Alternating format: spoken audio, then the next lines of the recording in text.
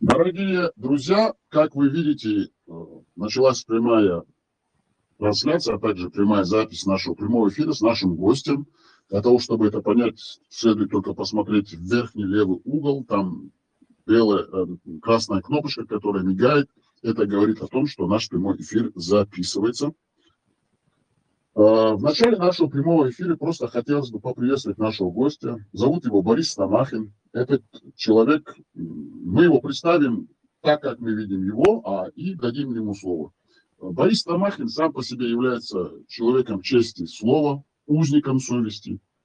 Весь его жизненный путь – это говорить правду, и за то, что он просто говорит правду, хотя он никому никакого вреда не нанес, за то, что он просто говорит правду, человек пострадал, очень тяжелый жизненный путь, отсидел в русских тюрьмах именно по политическим мотивам, по политическим статьям, за то, что имел свою точку зрения, не боялся ее высказать, тогда как многие очень сильно боялись в то время, очень было страшно, были сильнейшие преследования, просто большие, сильные неприятности, не то что неприятности, людей сажали в тюрьму, люди просто боялись говорить, и в это время Борис Стамахин говорил все, как есть, и то, как он думает. И для нас он очень важен как гость, как человек, как пример для подражания, как человек чести. Потому что у него свои принципы, и своими принципами наш гость не поступается.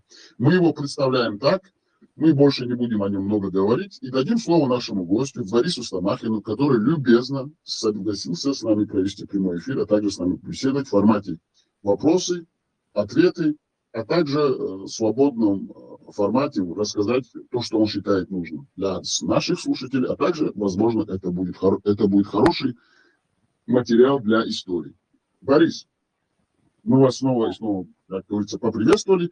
Просто для нашего широкого зрителя и широких слушателей, как бы вы хотели, чтобы люди знали о вас, и чтобы люди узнавали о вас, и как бы вы хотели представиться широкой публике? Вам слово, Борис. Интересно. Я как-то, знаете, не думал об этом, как бы я хотел. Люди должны сами, так сказать, выносить свое суждение, не я должен чем-то хвастаться там своими какими-то заслугами.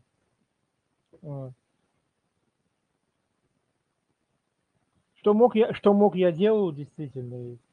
Результатов, может быть, добился не очень больших, так мягко говоря. Но, тем не менее, что мог я делал, моя совесть чиста. Действительно, я хлебнул за это достаточно. Так что уж как обо мне будут знать люди, не знаю, как в Википедии, наверное, написано. Вот, российский публицист, хотя некоторые говорят, что ну какой российский, антироссийский публицист. Это такое важное уточнение, значительное. Наверное, так. Я не хочу выпендриваться, какие-то титулы. У меня титулов нет никаких за всю жизнь. Я не сподобился их приобрести. Вот публицист и публицист.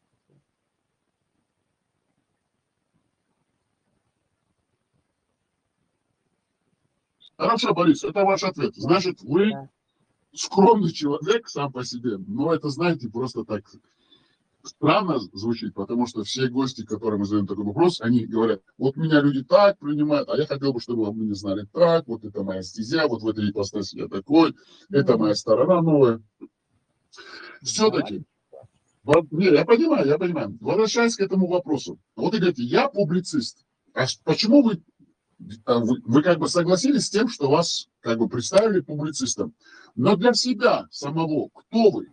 Вы просто Борис Стамахин?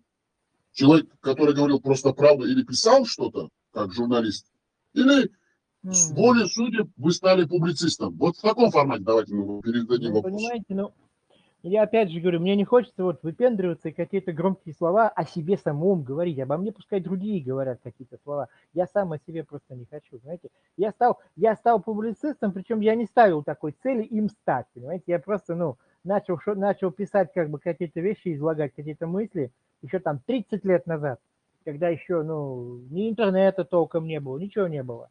И это, в общем-то, была единственная возможность. Тогда это была единственная возможность что-то такое для людей доносить. Я знал, что у меня это неплохо получается, лучше, чем там что-то другое, допустим. Что это как бы такой оптимальный вариант. Вот и все, я занялся этим, стал писать, а потом как бы на то, что я писал, пошла там реакция всякая такая. Иногда очень такая неадекватная местами. Вот, потом дела, потом, когда чекисты пришли к власти, там сразу стали дела уголовные заводить за слова, вот за это. Первое уголовное дело на меня завели в ноябре 2000 года, еще Путин еще года не прошел, как был избран президентом, уже первое дело на меня завели. Вот. Вот и все. Поэтому я не просил там редакцию Википедии вот, обозначить меня как публициста. Они сами это написали. Это их, так сказать, формулировка, не моя. Но я уж не буду, как говорится, там особо с этим спорить. Ладно, написали и написали. Это, как бы, это меня вполне устраивает. Вот все. Хорошо, это ваш ответ, Угу. и мы принимаем его как есть. А тогда следующий вопрос, исходя из вашего ответа. Вот вы говорите, я начал говорить те вещи, о которых я думал и как я думал. Вот вы учились в школе, правильно? В советской школе еще. Да. Когда вы заканчивали школу, каким вы себя помните? Таким правдорубом или таким простым обывателем, который, ну да, знаю правду, ну а что, ну все знают об этом, я молчу. Или вы Ну, такой с знаете, малых лет такой правдоруб? Вот вопрос такой ну вот. тогда, понимаете, тогда вообще была бурная эпоха, тогда правдорубов было, знаете, сколько? Это же был, когда я заканчивал школу, это был 91 год. Как раз самое такое время бурное. Вот у меня, понимаете, я и тогда, я как бы, ну, был совсем молодой, и еще, так сказать, особо нигде так особо не засветился, меня тогда особо никто не знал, но характер у меня и тогда был такой же, как сейчас. Он у меня изначально такой. Вот, что называется, правдорубом и, так сказать, противником всякого притеснения, всякого насилия. Я как бы всегда ненавидел, когда мне что-то навязывали, когда меня к чему-то принуждали. Вот, я всегда как старался давать отпор по возможности, достаточно резкий. Вот и все. И с этого пошло, как бы, в школе, и там дома, где угодно.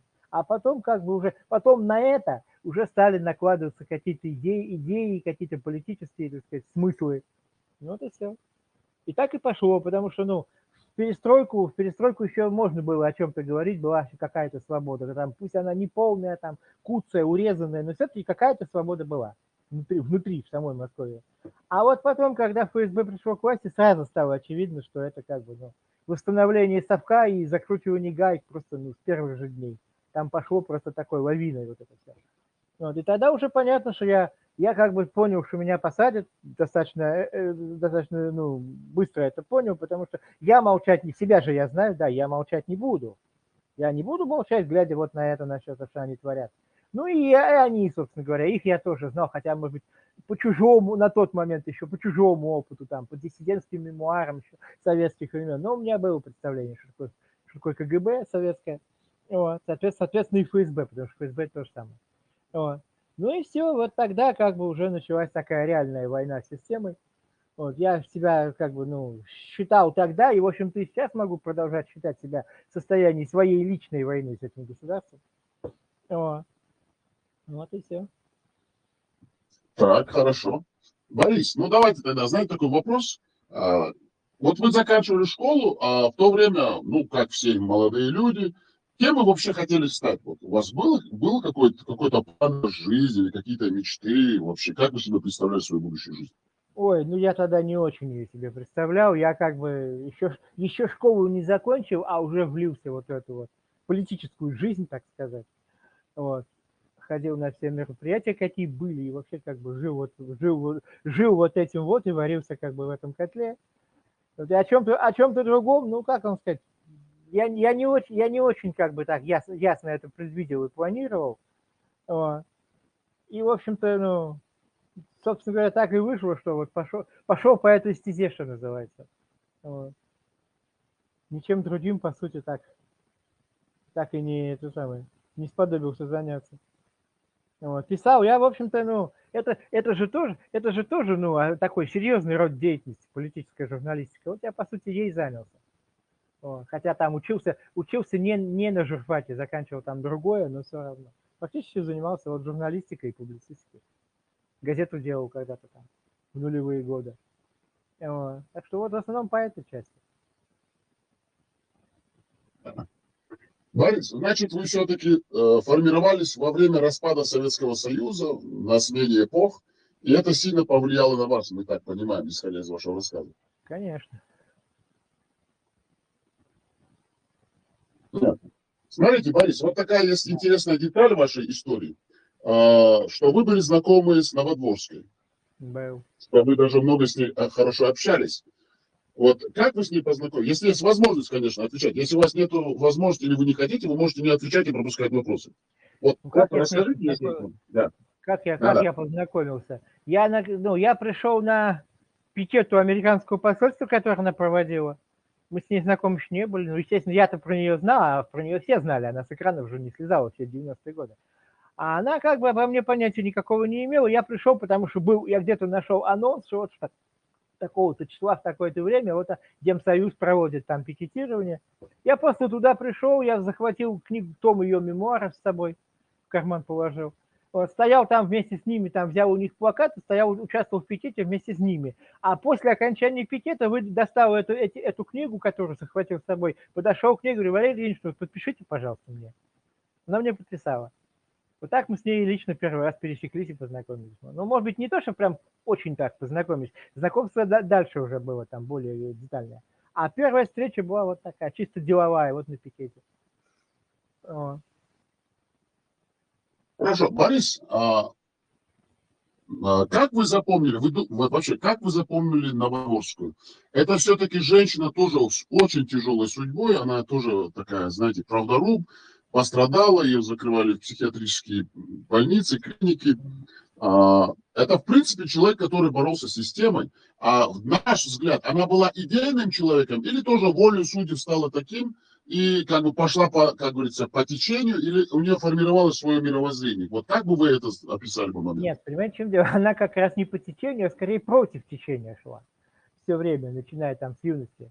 Она, в общем-то, достаточно подробно сама в мемуарах описывает. Она, ну, придерживалась определенного взгляда, определенной идеологии, в любой ситуации пыталась эту идеологию отстаивать. Вот и все. Потому что она шла против течения, всегда практически. Даже там в начале 90-х, когда вроде бы казалось бы, что там Россия становится демократическим государством, она и тогда, в общем-то, уже была в оппозиции уже достаточно быстро, достаточно рано. Вот. И как бы там частично поддерживала Ельцина, но где видела, так сказать, его какие-то ошибки или преступления, категорически выступала против него. Вот так вот. Старалась во всех обстоятельствах, во всех, так сказать, вот этих вот исторических перипетиях ориентироваться вот на ту идею, которой она придерживалась всю жизнь. Вот либерализм, вот свободная экономика, частная собственность и все такое. Вот на это. Всегда это отстаивал во всех обстоятельствах, в которых, так сказать, оказывалось.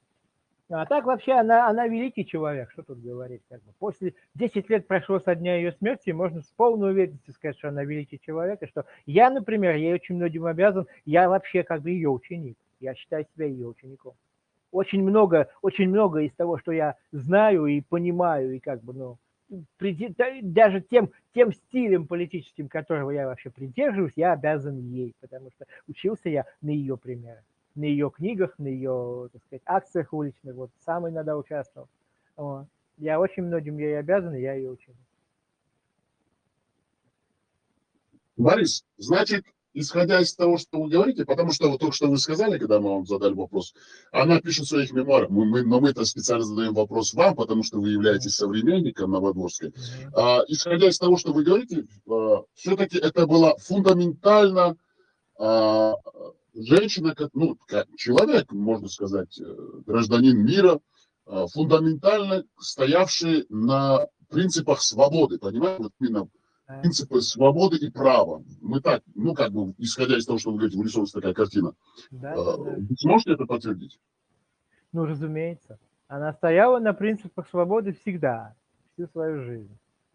Хотя иногда с изумлением, ну не то что с изумлением, а как бы с таким чувством писала, что вот там в некоторых случаях приходится наступать на горло собственной песни, и что даже среди своих я как бы оказываюсь диссидентом, там, белой вороной.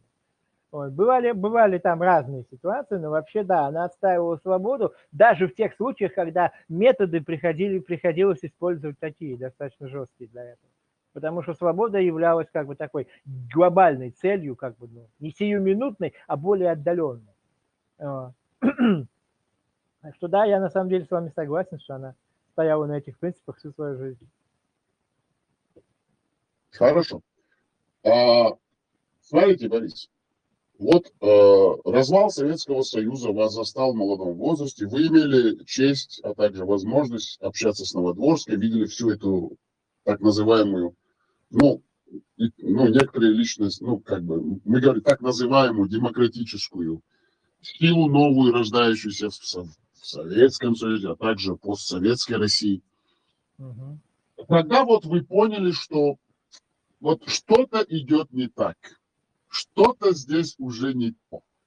Вот Новодворская, я много читал и слушал все ее интервью, она уже в конце 90-х, в начале 91-х уже четко, явно, ясно уже представляла ситуацию. Она уже говорила, что эти силы, с которыми она боролась, по сути, всю свою жизнь, и которые ее сажали в эти все больницы, клиники психиатрические, которые загубили ее жизнь, личную жизнь, здоровье, она говорила, они не ушли, они не оставили позиции. Вот вы как осознали? Когда это осознали? Или вы просто не осознавали, вы думали, вот мы победили, у нас демократия, говорим. Какая демократия? Понимаете, в чем дело? Если начинать вот вспоминать их, там, рыться в воспоминаниях, когда именно, в какой день и час, где-то, знаете, 99-й год, в общем-то, был переломным. Я хорошо помню вот свое ощущение, потом Новодворскую я читал, она тоже об этом писала, именно тогда, вот летом 99-го года у меня было такое ощущение очень тяжелое, что вот как тучи вот нависли, знаете, мрак такой наступил, что было понятно, что, Ельцин заканчивает свой второй срок, он планировал там в летом 2000-го еще закончить, ушел досрочно, но было понятно, что после его ухода начнется что-то страшное. Что вот он последний вот это крючок, за который зацепилась страна как бы на своем вот этом пути в пропасть туда, на дно вообще. Было понятно, что будет что-то чудовищное совершенно. Хотя, может быть, даже тогда я бы не смог себе представить вот ту картину, которая есть сейчас. Может быть, у меня фантазии бы просто тогда не хватило. Мне было 25 лет, и я как-то, ориентировался все-таки больше по книгам, по, так сказать, воспоминаниям предшественников, предыдущих поколений там, диссидентов. Но было понятно уже тогда. А когда я посмотрел на то, как они избрали этого чекиста в 2000 году, и какой стоял восторженный вой и визг там на всю страну, какой замечательный президент, молодой, спортивный, там, не пьющий, не курящий, такой великолепный. И поддерживали все, и поддерживала эта так называемая демократическая тусовка, там этот СПС со своими этими лозунгами, СПС в Думу, Путина в президенты, там, Немцов со своими выступлениями на Эхе Москвы, что вот Владимир Владимирович Путин – это тот человек, который должен стать президентом. Да. Вот. Когда я на все посмотрел, мне стало окончательно ясно, что эта страна безнадежна. Она абсолютно безнадежна. Вот именно тогда, где-то на рубеже вот веков. 99-й, 2000-й, вот тогда. Вот в этот момент, уже как бы четверть века прошло с тех пор. Вот с тех пор стало понятно, что это все безнадежно, что они проходят круг за кругом, история Московии движется кругами. Вот закончилась, на наших глазах закончилась оттепель. Когда она начиналась, эта оттепель, я еще в школе учился, понимаете? Я считаю начало оттепели с того момента, когда Горбачев начал выпускать политзаключенных советских. Это 87-й год. Они где-то до 89-го, он не сразу всех, а до 89-го вот он всех выпустил. Но начался этот процесс с начала 87-го года. Я еще учился в школе, и вот на моих глазах этот круг был пройден. Это оттепель с 87 по 2000, вот 13 лет она заняла. И все, она опять закончилась вот этими начались заморозки, поперло вот это все, реставрация сталинизма, грубо говоря. Сразу же там красный флаг вернули, этот советский гимн с новыми словами, доску Андропова на Лубянке на здании ФСБ восстановили прямо почти в первые же дни, как он стал президентом Путина. Все было понятно, все очевидно, знаки все как бы ясны. Так же точно и Новодворская это оценивала. Я ее тогда читал, и я знаю, что мы, так сказать, шли параллельными курсами с ней. Вот все. А вот смотрите, исходя из того жизненного опыта, который у вас, исходя из того, что увидели вы и все мы, на сегодняшний день, как вы думаете, это не было такой игрой вот этих спецслужб российских, выдвижение этого Бориса Николаевича президентом, чтобы удержать власть, как бы распылить силы, которые были в народе в то время, дать такую, как бы, возможность выйти пару, одновременно пыль в глаза, что вот смотрите, у нас демократы, но за ним стояла все-таки вот эта чекистская хунта. Как вы думаете по этому поводу? Вы думаете Ну, я... все-таки, что это было... Да, сейчас я закончу, 10 секунд. Мгм. Вот на ваш взгляд, это была все-таки как бы независимая фигура и сила?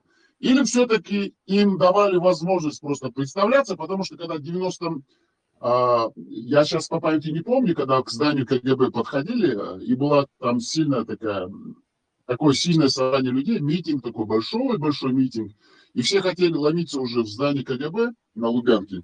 Но приезжает Борис Николаевич Ельцин с Гаврилом Поповым и говорит, вот, надо вот так вот, нужно... Ну, они сделали все, чтобы туда не ворвались люди, в эти архивы КГБ. И они перевели все это внимание на то, чтобы снять статую Дзержинскому на Лубянке. Вот. Как, вот просто я вам даю Ну такую информацию. Вот, как вы думаете, вам вот как дается возможность... это, это в августе 91 года, то, что вы описываете, когда народ уже хотел штурмовать, а там как бы подогнали кран и начали снимать статую. Это 91 год, вот как раз после ГКЧП сразу. Это вот тогда было. Понимаете, что я думаю на этот счет? Насчет того, что вы хотите сказать, что Ельцина в 91 году выдвигала КГБ, чтобы всем пыль в глаза пустить? Понимаете, Мы в чем не дело? хотим сказать, что выдвигала, давала как бы возможность, ну так как бы незаметно, как бы стоя сзади, даже сам Борис Николаевич, возможно, думал, что вот я настоящий демократ.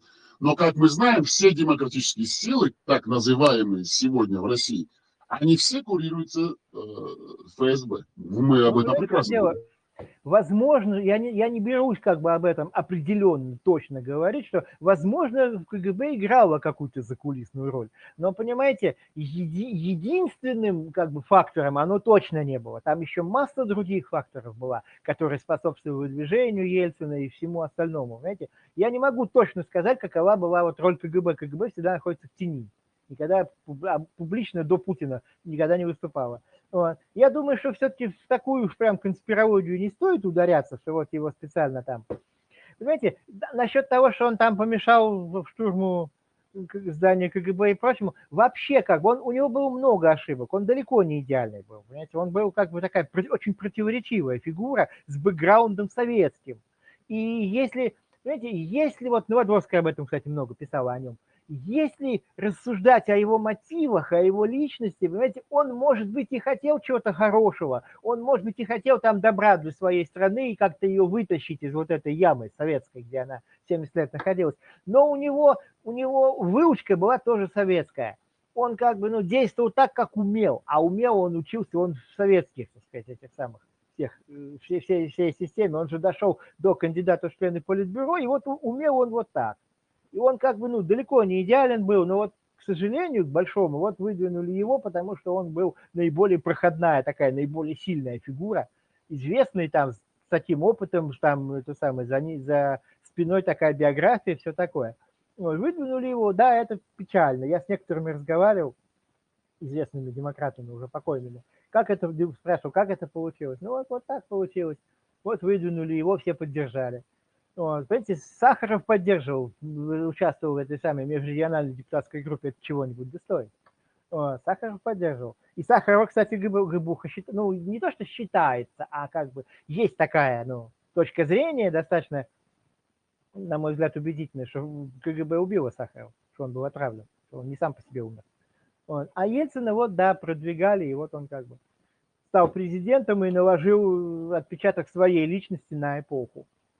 Вот. Но во всяком случае, понимаете, в отличие от Путина, вот таким вот холодным, циничным подонком, который специально делает как бы какие-то мерзости, он не был. Он был человек такой импульсивный, я не любил выпить, и в пьяном виде мог что-то такое, номера какие-то откалывать. Он был человек другого склада, искренний, такой душевный, что называется, по сравнению с вот этим холодным вот этим вот ледяным карликом с ледяными глазами.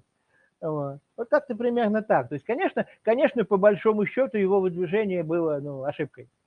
И были гораздо более достойные фигуры, гораздо более. Но у них было меньше шансов, они не были так раскручены, у них не было такого бэкграунда. Вот и все, как у Ельцина. Потому что, да, ну, вы, в принципе, с вами нельзя не согласиться. Борис, а вот вы видели видеокадры, где вот Борис Николаевич стоит там на всяких возвышенностях, там, перед зданием КГБ, на бронетранспортере. Вокруг него находится генерал в то время КГБ Коржаков, а также, если мы внимательно приглядимся, там фигурирует лицо, ну, как бы мелькает человек, который сейчас является директором Росгвардии, Российской Да-да-да. гвардии. Было Золотов. такое, помню. Да, да, но вы понимаете, да? Все-таки, возможно, этот человек был под такой негласной, как бы, невидимой опекой, как бы, ну, направляли его так, как бы, чуть-чуть. Потому что, как мы знаем, эти люди, хоть они и в тени, но всегда они держат то, что находится на авансцене. Если хотите что-то добавить, пожалуйста, и мы как бы продолжим нашу Ну, беседу. в общем-то, как вам, видите, я опять же, я не могу точно сказать, был он под опекой или нет, потому что это как бы, ну, это должны, об этом могут судить те, кто вот участвовал в этой системе тогда. Есть там мемуары Коржакова, да, которые подробно это все описывают, поносит Ельцина последними словами. Вот. Бог его знает, это был личный охранник, там, глава личной охраны на тот момент. Уже где-то году в 95-м, я помню, уже писали, что, в общем-то, ну, страной Коржаков руководит, непонятно по какому праву вообще, но больше всего вот на политику влияет Коржаков. Охранник почему-то здесь занимается там назначением и снятием там министров, еще каких-то деятелей государственных. От него все зависеть начало очень быстро. Конечно, это безобразие, и в конце концов Ельцин выставил его, убрал. Правильно сделал. Насколько он находился под влиянием, Бог его знает. Охрана вроде как охраняет всегда, да? Но если что, она может и конвойной командой обернуться. Такое бывает. Вот. И заранее сказать, в каком качестве она, так сказать, находится здесь рядом, трудно. Это все. Это такой неоднозначный вопрос, на него нет однозначного, простого, четкого ответа, понимаете? Тем более со стороны моей, я же никогда в государственной системе, ни на каких должностях, ни в каком приближении даже к этой государственной системе не находился. Я сужу только по мемуарам и рассказам тех, кто в этом участвовал. Сам я этого близко ничего не видел. Вот и все. Хорошо. Смотрите, Борис, вот вы упомянули как бы мельком о Сахарове, Андрее Сахарове. Вы лично с ним виделись вообще? У вас есть воспоминания? Лично нет. Нет. Его, когда он умер, мне было сколько, 15 лет, я еще в школе учился. Я ходил как бы уже тогда на митинги, но так, чтобы лично с ним где-то пересечься, не доводилось. Хорошо. Но смотрите, сейчас мы приступим к другой части нашего разговора. Вот все это время, с конца развала Советского Союза до 99-го года, вы вообще, как молодой человек, вы вообще чувствовали эти перемены, вот, что вот общество вот дышит, общество, понимаете, вот именно гражданское общество какое-то там, люди там, ну, становятся свободными, потом, ну, как начинают бояться, там, говорят, вот, понимаете, что я говорю, вот, вы вообще чувствовали вот эту вот реакцию общества? Или вы Чувствовал, в каком-то конечно. своем кругу там варились в каком-то вот этом демократическом, там какие-то митинги, какие-то собрания? Вот в каком Сначала плане, я да? помню, да. Сначала я помню, знаете, чувство такой безбрежной свободы, абсолютно безграничной, какой-то вот захлестывающий просто. Где-то там в самом начале 90-х. А потом, где-то уже там в 94-м году, я читал как бы активно всякую прессу политическую, ходил на все акции, вот следил за политической жизнью, сам в ней пытался участвовать. И уже где-то года с 94-го я стал ощущать, что ветерок начинает дуть в обратную сторону. Потихоньку происходит разворот обратно. Тогда еще это было едва заметно, едва чувствовалось только, чтобы это уловить, надо было специально, прислушиваться и принюхиваться, грубо говоря. Но уже тогда потихонечку начался разворот обратно, уже пошли там где-то в прессе разговоры, что не все в Советском Союзе было только плохое, и кое-что и хорошее можно оттуда взять. То есть как бы такие удочки закидываешь. Не все только плохое, кое-что было и такое подходящее. Вот с этого начиналось, я это все помню. Вот. Вторая половина 90-х уже все, уже там их не... Знаете, происходило массовое давление снизу на власть. Понимаете, власть мутировала под давлением вот этого многомиллионного стада, которое рвалось со всей силы обратно в стойло.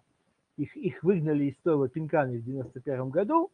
Им жутко не понравилась свобода, потому что надо самим себя кормить, самим свою жизнь как-то устраивать, все решения принимать самим и за них самим же отвечать. То есть нету того, на кого ты всегда можешь положиться, что за тебя все решат, тебя накормят, у тебя все хорошо. В стойле, так сказать, живешь и не знаешь проблем. А вот на свободе, когда сам все решаешь, и никто за тебя не будет ни думать, ни отвечать, им не понравилось ужасно. Они рвались обратно в совок. И под многомиллионным давлением вот этого быдла снизу мутировала власть. Они прям видно было на глазах, как они все постепенно разворачиваются обратно в сторону совка, в сторону империи, в сторону вот этого тоталитарного мышления, и начинает нести вот это вот, то, чего от них ждут массы снизу, вот эти вот десятки миллионов. Вот. Вся эта ельцинская команда, все эти его приближенные, все эти демократы так называемые, которые там были с ним, меньше всех, возможно, мутировал сам Ельцин. Он тоже двигался в этом направлении, но все-таки медленнее, чем вся его команда, и он как бы тормозил это движение. Именно он как бы, ну, сказать, удерживал еще какое-то время страну от падения вот туда, в это, так сказать, в этот совок обратно. Вот так.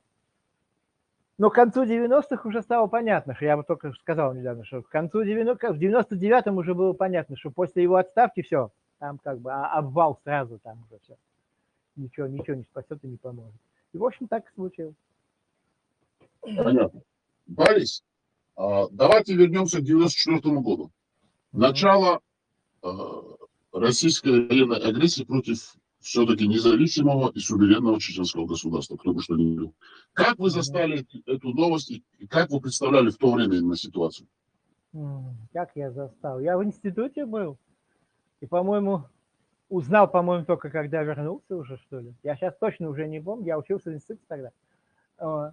Как я застал? Я это самое ходил на митинги на антивоенные, старался как бы, так сказать, во всем в этом участвовать. Тогда, опять же, тогда интернета не было, и что где происходит, узнать было не так просто. Вот. Выступал против этого всего, но как бы еще, так сказать, вот больше на уровне массовки, вот как бы можно прийти и поддержать, так сказать, свободу Чечни. Вот митинг проводят там эти демократы. Новодворская выступала регулярно на этих митингах. Вот так. А уже потом, когда началась Вторая война, тогда уже как бы, тогда была гораздо более чудовищная ситуация, я помню, в 99-м. И вот тогда уже я помню, как так сказать, все задрав штаны бежали как бы за этим Путиным. И вот тогда уже я решил, что если я не найду никого, кто будет протестовать со мной, я буду действовать сам. Уже не в чьей-то массовке, а сам. Сам лично пойду там на эту пушку с плакатом. Вот так вот. То есть разница была вот в этом. Мне было, когда началась Первая война, мне было 20 лет, и я еще так. Особо не, так сказать, особо каких-то самостоятельных действий еще не предпринимал. Видимо, не дорос немножко до этого. Тогда была активная кампания против, тогда были вот эти все демократы. Они, конечно, так условно были против. Сейчас я это хорошо понимаю, что их позиция, знаете, из чего была хорошо видна? Я помню все эти митинги антивоенные, и там и даже и на другие темы. Новодворская действительно выступал, и народ даже там кричал, что слово Новодворская, я помню, скандировал. Значит, выглядело это так. Обычно там вел или Лев Пономарев, или еще кто-нибудь, обычно Лев Пономарев, как правило. Значит, там в таком формате, значит, он объявляет, значит, ведущий, что уважаемые дорогие друзья, типа, все, значит, наш митинг закончен, слово предоставляется Валерии Новодворской. То есть они ей слово давали после закрытия митинга официального, на всякий случай, чтобы, если что, она уже не на их митинге выступает, а где-то отдельно сама по себе, чтобы не отвечать за то, что она скажет. Вот так. Вот так это выглядело. Умно, так скажем, чтобы у них не было неприятностей. Смотрите, да. Борис, но исходя из того, что вы говорите, в первую русско-чеченскую войну вы не так полностью осознавали, что происходит, но вы понимали, что это война, нужно выступать против. Во вторую русско-чеченскую войну вы уже как бы уже осознали, уже осознанно вы понимали, что это все-таки чудовищное преступление убивать простых мирных людей. Вот именно военная агрессия. Я осознал еще в Первую войну. Но тогда я еще как бы, у меня не было никаких, в общем-то, возможностей что-то сделать, вот кроме как участия в массовке. Тогда еще этого не было, и я как бы, не думал, что тогда еще не нужно, тогда и не нужно было, потому что были вот эти все известные люди, которые там как бы эту кампанию... Понимаете, когда началась Первая война, в Москве была большая антивоенная кампания. Действительно большая, действительно было много народу, были митинги и все. Когда начиналась Вторая война, не было ничего. Был истошный вой про там злобных чеченских террористов, которые взорвали дома. И все. Разница вот в этом. Поэтому я был молодой, как бы был студентом там и ходил на вот эти акции, там пытался что-то писать на эту тему. И, в общем-то, и все. Тогда не нужно было каких-то сверхусилий. С моей стороны компания, в общем-то, была. А вот в 99-м году не было ничего. Вот именно тогда я решил, что надо действовать тогда самому, если никто протестовать не собирается.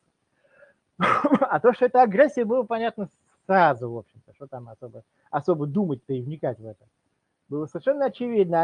Они тупо считали, что раз Чечня вписана в Конституцию России, что она часть России, что она субъект, все, они базировались на этом, я прекрасно помню. Раз вписано, значит, все, ничего не сделают. Они в своем праве будут переть танками, бомбить и все такое.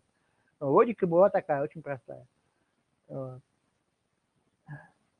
Исходя из того, что вы говорите, все-таки вот этот вот имперский дух и имперскость из русских все-таки в то время не был выжит этот дух имперства. Вот они все равно в какой-то мере поддерживают это. Вот. Ну, нельзя отпускать людей. Вот выходит из этого все того, что да, мы понимаем, что мы не правы, но все равно вот, ну, они как бы, но нас больше, мы сильнее, мы не можем отпускать, правильно?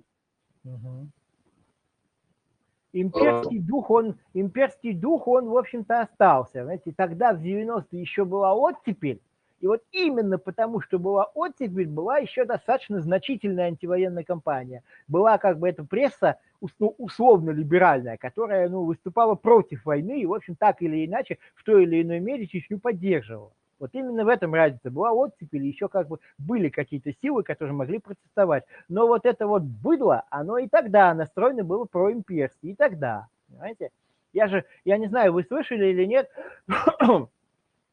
этот самый Эмиль Паин, советник, тогда на тот момент советник Ельцина, уже, по-моему, после смерти Ельцина в каком-то интервью сказал четко, что почему, его там спрашивали, типа, почему Ельцин начал войну. Он сказал совершенно четко определенно, что Ельцин хотел показать, что у него сильное правительство. Вот все. Вот он прям четко, конкретно объяснил. Почему Ельцин хотел это показать? Наверное, потому что на тот момент уже 3 года, как, значит, распался СССР, и 3 года его со всех сторон пинали, что вот он отдал столько территорий, что вот он развалил этот Советский Союз, вот мы столько всего потеряли, вот, значит, что его пинали и плевали в него, что у него слабое правительство, что он все отдал, развалил Россию и так далее. Вот он решил оправдаться, показать, что нет, у него сильное правительство. Ничего умнее не придумал, как пойти, значит, эту самую Чечню завоевывать, чтобы продемонстрировать эту силу. Вот и все. То есть давление снизу, вот это имперское быдло и вот это имперско-реваншистское, так скажем, оно является главным фактором, оно влияет на все, давит на власть, требует предъявлять запрос вот именно на такую политику, на имперскую такую, шовинистическую. Вот и все. Ельцин как мог еще сопротивлялся, если совершил какую-то преступную ошибку, да потом как-то хотя бы худо-бедно попытался там ее исправить. А в 99-м, в 2000-м там к власти пришли чекисты, им как бы это было только попутный ветер, что называется. Они реализовывали вот мечту вот этого быдла о реставрации империи там силой, путем бомбежек и танковых этих самых прорывов. Вот и все. А от этого главная проблема, от низов, от их запросов, от этих имперских. Да, совершенно верно. Мы разделяем вашу точку зрения. Хорошо, Борис. Вот смотрите, 99-й год, страна откатывается назад, как вы сказали, вот, в Советском Союзе ничего было плохо, там хорошо. Вы, являясь таким правдорубом, вам поступали сигналы, что вот, Борис, все, давай теперь уже, хватит уже чересчур вот это выступать, хватит чересчур говорить правду, может, подумаешь о себе, вот, или вам никаких сигналов не поступали, вы продолжали. Так это было. Слушайте, как только Путина избрали, я же говорил, сигналы тут же начали поступать потоком, прям потоком полились. Я же рассказывал, первое дело завели в ноябре 2000 года. Потом там некоторое время там еще царил какой-то такой относительный либерализм, потому что они первое дело закрыли. У меня был там обыск, не только у меня там было групповое дело. Закрыли. Потом там в 2002 году они опять завели дело, и в 2003 году меня там таскали на допросы несколько раз, а опять закрыли. Потом там, значит, пошли потоком доносы. Там же не только сама гыбуха, там еще доносы от бдительных граждан играли большую роль. Я как раз начал делать тогда газету самоиздатскую в 2000 году, летом я ее завел. на нее пошел поток доносов, просто поток. Мне как это все выглядело? Мне звонят неожиданно там из прокуратуры, там, допустим, и говорят, что а вот тут на вас поступило вот заявление, придите, вот напишите объяснение. То есть опять чей-то донос, опять что-то где-то прочли и все, решили написать донос. То есть вот так вот было. Как только они пришли к власти чекисты, валом это все пошло. Сначала дела еще закрывали. Сначала еще там обыск у меня был, там еще что-то, но дела закрывали. Но уже в конце третьего года они завели дело, которое уже, так сказать, закрывать они не стали, которое они в четвертом году стали раскручивать. Там уже было какое-то решение наверху, видимо. Потому что говорили сначала, что ну, дело лежит типа без движения, потому что нет по делу никаких потерпевших. Вот. Там еще всякая вот эта имперская шваль в интернете такой развесил там мой цитатник какой-то и бланк для собирания подписей, значит, не подписи, а бланк для заявлений в прокуратуру, чтобы типа прошу меня признать потерпевшим по делу Стамахина. Вот. Но тем не менее, не из-за этого дело двинулось, а там, как бы, видимо, какие-то другие были причины, более значительные. Вот. Дело двинулось, они вот меня посадили, но они меня посадили только в 2006 году. То есть время у меня было морально подготовиться. Вот. Так что в 99-м еще нет. А вот в 99-м еще как бы, ну, можно было хотя бы какие-то там 0,01% там надежду какую-то изображать на то, что все как-то нормально обойдется, хотя я в это не верю. Но все-таки можно было формально. Чекисты еще не пришли к власти. Там, КПРФ еще там тоже не стало, так сказать, вместо КПСС правящей партии, что тоже опасались многие. Вот. А вот с 2000-го, как Путина избрали, все поперло прям валом. Борис, вот вы говорите, я уже морально подготовился, там, что могут меня посадить. Значит, вы все-таки уже осознанно знали, что вас все-таки посадят. Ну, конечно, оказывается. Понятно было. Я же говорю, я понимал, что я молчать не буду, глядя на происходящее, а они тоже не будут церемониться. Это не те люди, которые церемонятся. Так что да, я это понял, между прочим, если вам интересно, я это понял непосредственно 1 января 2000 года, возвращаясь там с празднования Нового года где-то в ресторане, меня пригласили тогда. Я вот тогда ехал домой и обдумывал опять это все в 1000-й раз. И тогда я понял, что теперь меня посадят обязательно, 100%. Хотя мне, конечно, не хотелось в это верить, я как-то пытался эту мысль от себя отталкивать, называется, вот так вот. Но, тем не менее, я все равно понимал, что в конце концов все равно посадят, да. И хорошо, что у меня было вот это время подготовиться, потому что я понял это 1 января 2000-го, а посадили только в марте 2006-го.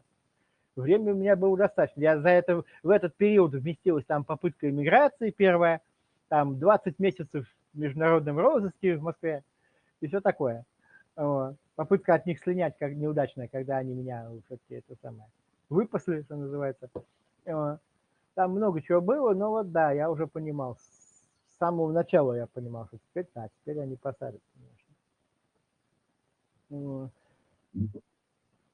Борис, вот вы во время отсидки, все-таки это тяжело сидеть в тюрьме, зная, что вы ничего не сделали плохого, все-таки вы честный человек, вы никому вреда не наносили. Сидеть в тюрьме, на длительные сроки вас сажали и посадили. Откуда вы находили в себе силы, вот, чтобы просто вот это вот все проживать, вот, не сломаться именно, остаться с этим стержнем? Сложный вопрос. Знаете, меня уже спрашивали об этом, я не могу вот как-то четко и определенно на это ответить. Было действительно очень тяжело. Первым сроком я еще надеялся на какое-то продолжение борьбы, на то, что я выйду и буду что-то делать, что, так сказать, я еще что-то смогу попытаться сделать, на что-то повлиять. Может быть, вот это меня поддерживает.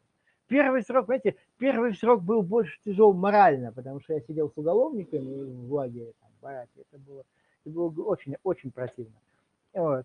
А второй срок был тяжел больше физически. Вторым сроком уже, может быть, я уже понимал, побыв на воле, вот освободившись первый раз и глядя, что происходит, как раз Крым захватили, когда я второй раз сидел. Как раз вот эта свистопляска пошла там в Вакханалии, это всенародное празднование и ликование по поводу захвата Крыма, то есть это эта живность показала еще раз свое истинное лицо населения Россиюшки. И тогда, я не знаю, тогда у меня было такое чувство, что я ничего сделать уже не могу. Понятно, что это все безнадежно, и, в общем-то, мне уже по большому счету все равно. Все равно, в частности, что будет со мной. Да на это чихать уже. Вот. Как говорится, знаете, известный принцип есть, что делай, что должен, и будь, что будет. Вот. И поэтому я там держался так, держался в тюрьме вот примерно таким образом. Если я что-то не хотел делать там, то я просто говорю, нет, я не буду, и все, не буду, и все. Вот. И, в общем, мне было уже по барабану, что они со мной сделают, просто наплевать. Вот. Терять уже нечего, а тем более после того, как мать умерла, потому что до этого у меня еще единственное, что меня, так сказать, отчасти сдерживало, что как мать это все воспримет, что с ней будет, если она узнает, что меня тут опять искалечили или там нам опять мне что-то намотали. Вот. А после ее смерти уже вообще было правильно. Пускай делают, что хотят. Я, в частности, там бирку не носил 2 года в этом самом, на Ешке сидел в Перми. Потом с какого-то момента перестал на эти их комиссии дисциплинарные, вообще ходить перестал даже. Они меня вызывают, вот, пройдите на комиссию, чтобы очередные 15 суток. Я говорю, нет, не пойду. Все. Пойду и все. Так, было уже просто пофиг. Вот так. Да, тяжело. Да, Борис, вот вы затронули, я сидел там впервые, там. Просто можете сказать, в каком месте вам было вообще очень тяжело сидеть именно? Да, слушай. Тяжело сидеть было везде, но по-разному. Понимаете? Вот я сидел, я только сейчас сказал, первый срок я сидел в Буряполоме, это лагерь в Нижегородской области, там, ближе к Кировской, это самая окраина Нижегородской области, там уже такие холодные места достаточно. Там я сидел вот с уголовниками в бараке. Там как бы на меня не было ничего такого, никакого заказа там ни от кого, ни от ФСБ, ни от кого, а просто вот сидишь с уголовниками, это очень, очень противно и очень тяжело. А тем более, что администрация уголовников задействовала в давлении на меня тоже. Там они могли мне какие-то пакости делать от самих себя, как бы по собственной инициативе, просто глумиться. А еще их администрация бывала наускивала там. В частности, если выносился запрет на то, чтобы мне не давать мне телефон, чтобы я не мог матери домой позвонить, там, узнать, как у нее дела, то это мог быть, это запрет положенца, но понятно, что положенцу самому это не нужно, это как бы запрет из штаба. Им положенцу просто сказали донести там до блатных на этом бараке, где я сидел. То есть вот так, они там симбиоз такой образовывали, вертухаи и блатные. И я как бы, нахлебался там, что этот симбиоз, он действует против тебя. А вторым сроком там было больше тяжело физически, потому что я сидел вот, я не жалуюсь, что я сидел большую часть срока под крышей один, потому что мне наоборот, вот чем с уголовниками, лучше одному, это намного, так сказать, комфортнее без них. Вот. Но там было тяжело физически, там в частности, жрать было нечего совсем. Там еле-еле я умудрялся там с этого магазина, который там тоже, когда есть товар какой-то, какая-то еда, когда и нету. Бывает, что и нет нечего покупать даже.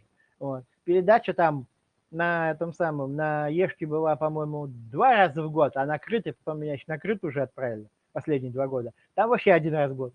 То есть там просто жрать нечего, там просто голодаешь. Просто тупо вот жрать нечего совсем. То, что они дают, это не съедобно. Вот так.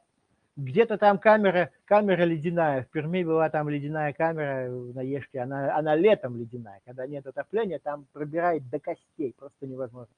А в Балашове, например, там по-другому. Там здание, в 90-м году оно там построено, я потом узнал. Там окна просто такие, что старые советские вот эти рассохшиеся деревянные рамы, одна рама, причем должно быть 2, там одна. Вот. Там зимой задувает так, что я там чуть не околел. Как я перезимовал в этой камере, меня чуть не околел. Там невозможно, там гуляет просто ледяной ветер, гуляет вовсю по камере, просто вот гуляет. Там замерзаешь просто наглухо. Вот так, вот это все будет второй срок, это уже больше тяжело было физически. Вот. Вы говорите, там надувало очень сильно. Вот из одежды что у вас было, Борис? Можете вспомнить? Из одежды у меня что было? У меня был, футболка, значит, там вот этот тепляк, так называемый, это от белья, это, знаете, вот нижнее белье, вот это от него верхняя часть, такой, типа свитера с рукавами. Потом еще, я вот сейчас не помню, я, по-моему, я из Перми, по-моему, привез такой свитер, там такие свитера стали выдавать вот в те годы. Большое достижение в Сидне, они там стали какую-то теплую одежду, типа, пытаться свою собственную выдавать, потому что вольную они никакую не пропускают. Типа такой свитер, там, 30% шерсти. Все остальное там непонятно что, синтетика какая-то. Вот это было, еще там роба, короче, в нескольких слоях одежды я там еле-еле выдерживал. Просто околевал. Понятно. Смотрите, Борис, вот такой вопрос напрашивается. Вот вы говорите, там деревянная рама иссохшая, все задувает, вы какой-то робби, там какой-то бушлат. А как вы мылись, вот как вы ходили вот именно в уборную, вот это, об этом вообще? Вы были один в этой камере или у вас было Я был несколько? один. К счастью, я был один. Как мылись, как все, там баня есть, есть в здании есть отдельная баня. Туда вводят раз в неделю. Все, так и моешься. Она тоже, там тоже окна могут быть тоже с щелями или там вообще без стекол, там тоже в этой бане можно околеть, если что. Пока одеваешься, вытирать, там тоже можно замерзнуть очень, очень неплохо. Но, тем не менее, вот так ходили, там вводят один раз. А на Ешке в Перми, там она была прям совсем рядом со мной, в том же здании, через там, не через дверь, а напротив. Вот. Там была тоже баня такая, но там без окон, там как бы в ней хотя бы не дуло. Вот и все, водят один раз в неделю в баню. По УИКу, по правилу внутреннего распорядка положено водить на помывку раз в неделю. Иногда положено 2 раза, там в некоторых случаях они даже 2 раза, но обычно 1 раз. Какой-то день банный есть, вот водят. Вы, ну, это такой вопрос, конечно же, мы знаем, что он будет утвердительный с вашей стороны, но все-таки зададим. Вы здоровье сильно потеряли, исходя из того, что вы рассказываете в этих тюрьмах, в этих лагерях. Вышли вы все-таки уже Как сильно вам потрепаны. сказать? Знаете, это такое все относительно, сильно в сравнении с чем вопрос. Здоровье, по крайней мере, я сохранил способность самостоятельно двигаться, как бы все, вижу, слышу, все как бы работает вот это вот. Голова вроде тоже варит. Конечно, там теряется здоровье, гробится, это само собой. Там у меня, мне поставили диагноз гипертония, там как померяют, придут там на пересылке в самой Перми, там прям в черте Перми, там была зона, там пересылка. Ну, на проверку утром выходим, причем я себя чувствовал-то нормально, я не жаловался, вообще самочувствие было более-менее нормальное. А мы только приехали накануне. Она берет меня, врачиха меряет давление, у меня там давление 170.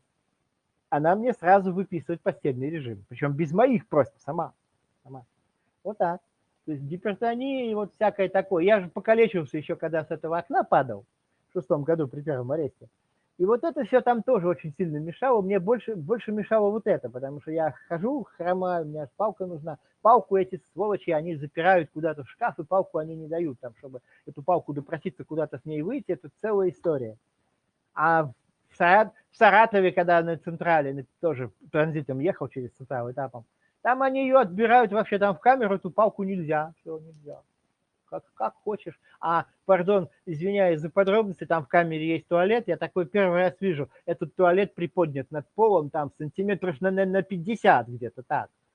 Попробуй без палки со сломанной ногой туда залезть, а потом оттуда вылезть. Это тоже. А палку они не дают, нельзя.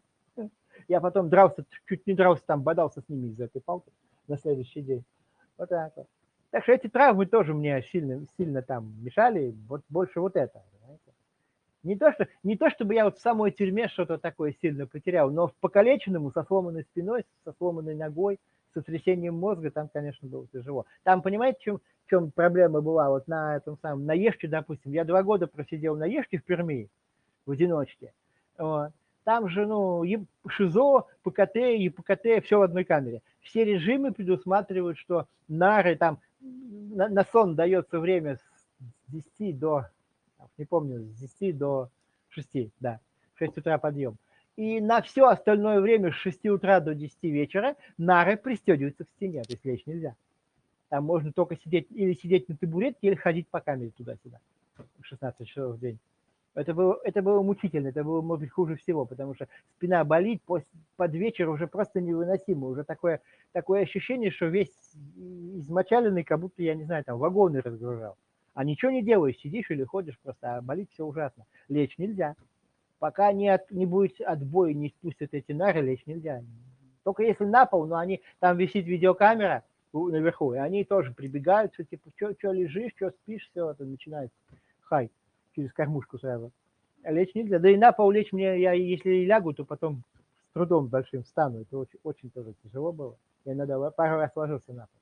Вот это было, может быть, тоже самое тяжелое по поводу здоровья. Лечь просто не давали 16 часов. Борис, мы понимаем, это очень тяжело. Борис, Да. вот несколько раз в ваших рассказах, ответах вы упомянули свою маму, вашу маму. Видно, что у вас была с ней все-таки какая-то связь очень хорошая, все-таки вы ее любили, уважали. А могли бы вы просто, если, конечно, хотите, ну, если есть возможность, Мгм. мы знаем, что вас мать очень сильно поддерживала, потому что мы читали, у вас есть специально, да, напоминаю нашим слушателям, у Бориса есть свой сайт в интернете, где он опубликовал свою публицистику, свои рассказы о своей тюремной жизни, о своей биографии, о том, как он начинал. Там, ну, очень много интересного, на самом деле. Если можно, я чуть-чуть уточню. О тюремной жизни там не рассказы, это дневники. Я вел дневники оба. Да, совершенно верно. Да. Они Я, там может, лежат. неправильно говорю. И если что, если кому-то это интересно, я хотел бы их издать на бумаге и до сих пор как бы ищу бумажного издателя. До сих пор я не нашел Да. за столько лет, с 2011 года, вот пока никого Да. желающих. Напоминаю, да. Борис, вы если что поправите. Напоминаем нашим слушателям, ваш покорный слуга читал вот эти вот дневники. Я неправильно, конечно, выразился. Борис меня поправил. Огромное ему спасибо. Там вот эти вот есть на его сайте Борис Тамахин дневники. Там все четко описывается. Интересно вот эти вот контакты с уголовниками, с тюремной вот этой вот надзирательной системой. Эти процессы, которые происходили в России, там некоторая публицистика от Бориса. Заходите на его сайт, там это очень жизненно и поучительно. И очень много жизненного опыта можно почерпать из этого. А также напоминаю, что Борис Тамахина был сайт на YouTube, потом у него были проблемы, закрыли, это тоже он объяснит. Потом у него есть сайт свой в Телеграм-канале. Борис очень хорошо, четко иногда делает такие ролики по аналитике, по анализу ситуации, выдает свое мнение по тем событиям, которые происходят в мире. Очень интересно его слушать. Подписывайтесь, кстати, на его все информационные площадки. Конечно же, у него проблемы с YouTube были, но все-таки, я думаю, он не бросит это дело. Так что я просто призываю вас всех. Подписывайтесь на его YouTube-канал, подписывайтесь на его Telegram-канал. Пожалуйста, если возможность, прочитайте, поинтересуйтесь его биографией на его сайте Борис Тамахин. И если есть у всех, у кого есть возможность, помогите человеку тоже финансово, потому что этот человек на самом деле, вот я никогда никого ни к чему не призываю, но я знаю, что этот человек просто луч света в самый тяжелый момент для чеченской нации. Это был один из единственных людей в России, который говорил правду, как есть, хотя ему самому угрожала очень большая опасность. В то время даже чеченцы просто боялись сказать, что они чеченцы. Это на самом деле правда, это история. Тогда, вы знаете, я так думаю, что если вы вот это все предлагаете, может быть, имело бы смысл потом в описании указать, там, дать ссылку на канал в этом самом Телеграме, на сайт и реквизиты для пожертвования. Мне кажется, это Конечно, разумно. конечно. Мы это сделаем. Вы нам все это скиньте, если Я есть возможность. скину, Мы да, все это потом. закрепим. Мы все закрепим, и вам весь материал тоже выдадим. И с вашего разрешения, конечно же, выложим этот наш сегодняшний прямой эфир. Борису на самом деле сейчас нелегко. Он находится на территории Украины, не будем уточнять где, но на самом деле человеку тяжело, потому что, во-первых, у него порванное здоровье, проблемы со спиной, как он говорил, находится на территории, я не знаю, сейчас у вас там вы регуляризировались или нет, но с документами тоже у вас была проблема. Надеюсь, что это все-таки уладилось у вас. Я получил статус беженца, к счастью, еще в 2021 году, еще до войны. Это уже тоже хотя бы какая-то хорошая новость для нас. Борис Тамахин, несмотря ни на что, остается вот человеком чести, человеком слова, говорит правду всегда, и вот к нам согласился любезно прийти. На всех его встречах, где бы он ни был, он всегда верен себе, верен своим идеалам свободы, фундаментально придерживается прав человека именно. И это очень важно, фундаментально придерживается именно прав человека, какой бы расы, вероисповедания, кем бы он ни был, но он всегда стоит на этих правах человека, именно универсальных правах человека. И мы об этом поговорим чуть попозже. Вернемся к вопросу о вашей матери, если, конечно, вы сможете. Мать вас очень все-таки сильно поддерживает, никогда вас не бросала. Исходя из того, что вы говорите, из того, что я читал, она верила в вас, или она просто из-за того, что мать вам помогала? Или она говорила: сынок, может, ты остановишься уже, хватит? Ты видишь, я тоже уже не молодая, мне приходится за тобой ходить. Или она говорит: да, сынок, ты прав, ты пострадал, ну что поделаешь, такая у нас жизнь. Или вот как вы это могли бы объяснить?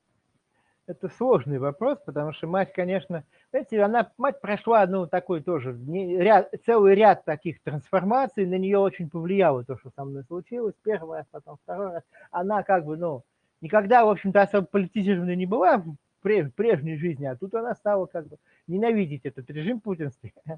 Вот, очень, очень сильно. И да, где могла, она везде как бы меня поддерживала. Она ездила ко мне на все свиданки первым сроком. В начале второго срока тоже, потом у нее уже просто физически не было сил. Там, начиная с там, конца 2014 года, 15-го.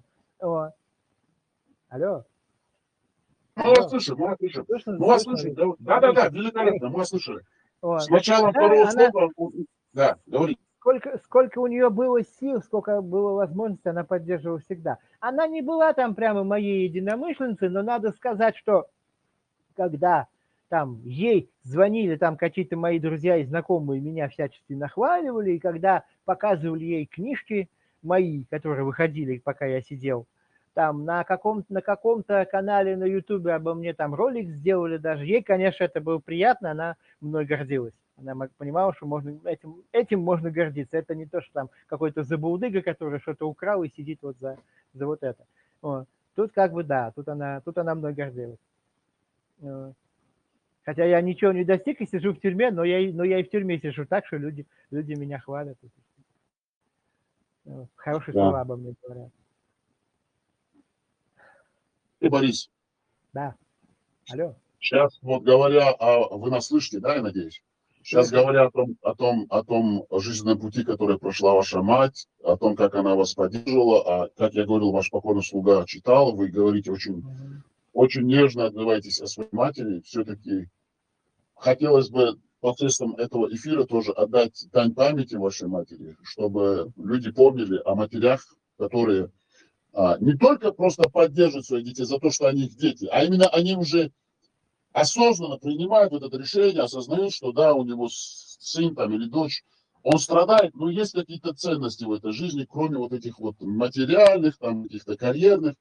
На самом деле она как бы все-таки очень сильно вот, не потеряли вы все-таки связь, я хочу сказать, именно сын и мать. Вот.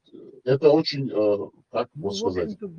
В общем-то, да. Хотя у нас надо честно сказать, у нас были не такие простые отношения на вводе до всего вот этого. Там много всякого бывало.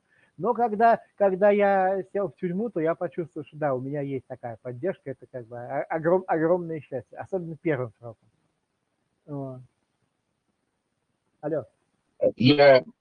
Да, вы сами даже сказали, что вы как бы были в таких отношениях, что да, ну мама, сын, там, ну, друг друга не понимают, проблемы, есть там какие-то конфликты, там, наружные, внутренние, там, но, а когда вот уже вам стало плохо, она показала, как бы, вот, сынок, я с тобой, что бы ни было, я понимаю. Конфликты сводились, в общем-то, ни к чему особенному, потому что у матери был такой властный характер, и она пыталась меня воспитывать вот так вот, в жесткой такой форме. А я, соответственно, своему характеру всегда этому сопротивлялся. Вот и все. Ничего такого особенного в этом не было. Причем я был еще молодой там студентом, потом уже после этого. Но потом в итоге, да, поддержка была значительной, и я выжил, в общем-то, благодаря этой поддержке. Особенно, конечно, первым сроком. Ну и вторым тоже. Вторым уже как бы она не могла под конец ездить, она умерла в 2017 году, мне еще 2 года оставалось, накрытой, и меня как бы поддерживали друзья, что могли для меня делали, ездили ко мне. Да. Это многого стоит. Мы видели как-то вот маленькое видео, там есть какое-то маленькое видео, я сейчас не помню по памяти, там у нее берут мать Бориса Стамахина, что-то там. Это, наверное, интервью на гранях, когда к ней вломилась ФСБ, обманув ее, что это якобы там ученика какого-то. Она же занималась репетиторством еще к тому же. Это июнь 2014 года, да, есть такое видео. Да, но она там показала себя, в общем, как бы вот очень мужественно, была непоколебима, сильна, вот именно, вот, не то, что там какая-то у нее паника, там вот, ну, очень показала себя. Я просто был поражен именно действиями женщины, вот именно вашей матери, что женщина может так себя, как бы, ну, вести, не теряясь. Она абсолютно не терялась. все корректно, вежливо, но держала, как говорится, себя в руках и абсолютно четко понимала, что происходит. И ответы были конкретные, четкие, ясные, без всякой вот этой вот этого испуга там или какого-то ужаса. Да, да, Борис. Вот мы как бы посредством этого интервью отдаем ей честь и память и дань уважения вашей матери, потому что таких Спасибо матерей большое. надо уважать, любить, ценить, что Да. вот именно в тяжелый момент вот мать, она здесь, она поддерживает.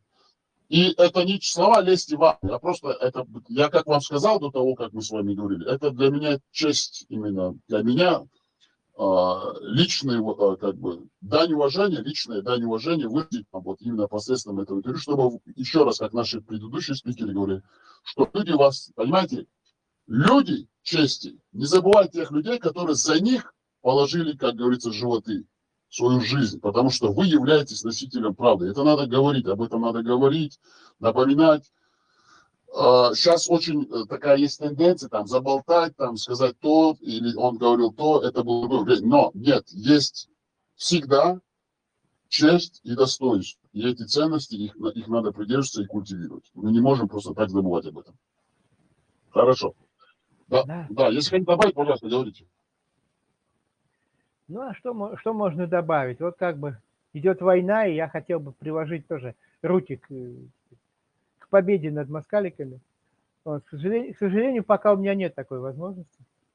Я не очень востребован в данный момент. Очень бы хотелось, потому что некоторые пишут, что вот ты же должен радоваться сейчас, как бы то, что ты писал когда-то 20 лет назад, там про империю, про ее распад и все такое, это сейчас мейнстрим, сейчас все так думают. Все так думают, да, но я как-то хотел бы сам лично поучаствовать, а не то, что я уже умер, и меня там вспоминают как какого-то такого пророка, который там когда-то что-то писал. Хотелось бы лично приложить руки тоже к этому. К сожалению, я на фронт не гожусь по здоровью. А другое просто не пока что другого ничего нет. Да, да. Но, Борис, но вы понимаете, вы тоже думаете о себе все-таки, у вас здоровье подорванное. Старайтесь немножко выправить ваше здоровье.